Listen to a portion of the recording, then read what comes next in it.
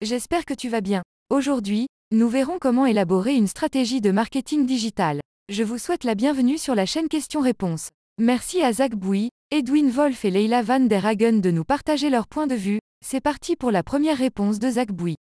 Personnellement, j'ai tendance à structurer mon travail comme suit. Étude de marché, cela a pour but d'étudier votre compétition, décortiquer leur stratégie de promotion, les plateformes qu'ils utilisent, les différents profils qu'ils ciblent.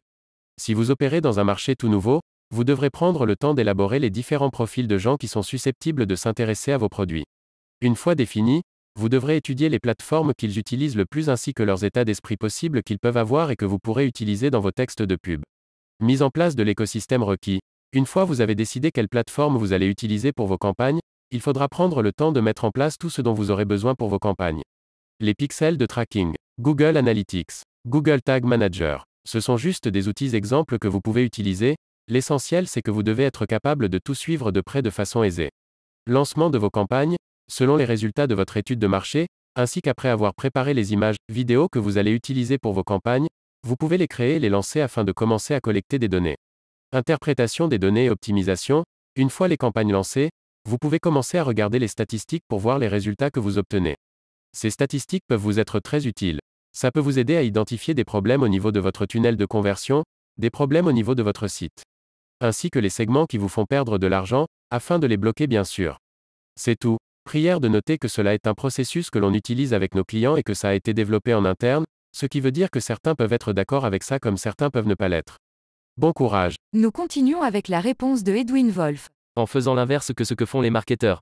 Grégory Ciotti disait, le marketing, c'est l'enthousiasme transféré au client. Et ça, à peu près 95% des gens qui marketent un produit sur le web l'ont oublié. Tout ce qu'ils font c'est apprendre à automatiser des campagnes d'email. Suivre les méthodes du moment, pire truc à faire quand ton métier c'est justement d'innover et de surprendre. Ennuyer les gens avec du contenu chiant et trop corporate. En clair, zéro créativité, zéro émotion, zéro bon sens. Quoi faire à la place, du coup? C'est simple. Comme je l'ai dit plus haut égale plus grand que innover. Toutes les grandes marques à succès ne font que ça. Retenez qu'on ne se démarque jamais en faisant comme les autres. Il n'y a d'ailleurs qu'une seule stratégie, en 3 étapes, qui vaille le coup. 1. Créer du contenu utile et divertissant là où sont vos prospects. Napoléon Hill a dit, les gens se laissent séduire par les personnalités et les idées beaucoup plus vite que par les marchandises. C'est pour cette raison que le vendeur qui est un bon metteur en scène réalise des ventes là où d'autres vendeurs en sont incapables. 2. Capturer leur email. Si vous n'avez pas de liste email en 2021, vous êtes mort. 3. Vendre. Basta. Si vous faites ces 3 petites étapes en boucle pendant plusieurs semaines, vous allez voir des résultats. Et si c'est ce que vous devez dire qui vous pose problème? Vous pouvez toujours apprendre le copywriting et l'art de persuader les gens grâce à votre discours. Je parle copywriting, vente et marketing dans ma newsletter privée.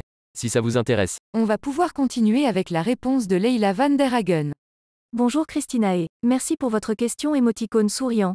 Vous pouvez facilement utiliser le principe de la preuve sociale pour booster votre entreprise. Si vous êtes un petit malin du marketing, vous réussirez à tourner ce puissant principe d'influence à votre avantage. De plus, cela ne vous coûtera pas grand-chose en termes d'efforts ou d'investissements supplémentaires. Voici, selon nous, les 6 meilleures stratégies de marketing de preuve sociale, pour les architectes et les entrepreneurs. Les références, le suivi sur réseaux sociaux, les labels et badges de confiance, les témoignages, les évaluations et commentaires, l'utilisation de visuels pour mettre en valeur votre travail. Dans l'article de blog ci-dessous, nous analysons ces stratégies en détail. Architecte, entrepreneur, 6 stratégies de preuve sociale qui marchent, blog Archisnapper. En résumé, faites un super travail, pour que les gens parlent de vous en bien, et pour élargir votre audience. Confirmez votre crédibilité en montrant des labels, des témoignages et des commentaires. Postez régulièrement sur les plateformes de réseaux sociaux, et ajoutez des photos de qualité à votre portfolio. Une boucle marketing qui marche à tous les coups. Vous verrez. Bonne chance. Leila. PS. Vous voulez être tenu au courant de nouvelles articles de blog d'Archisnapper?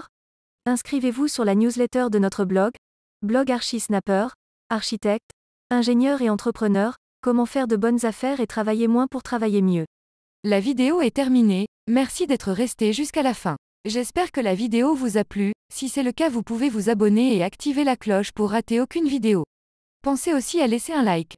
Voilà c'est la fin de la vidéo, laissez un commentaire pour nous dire si ces réponses vous ont plu. À bientôt.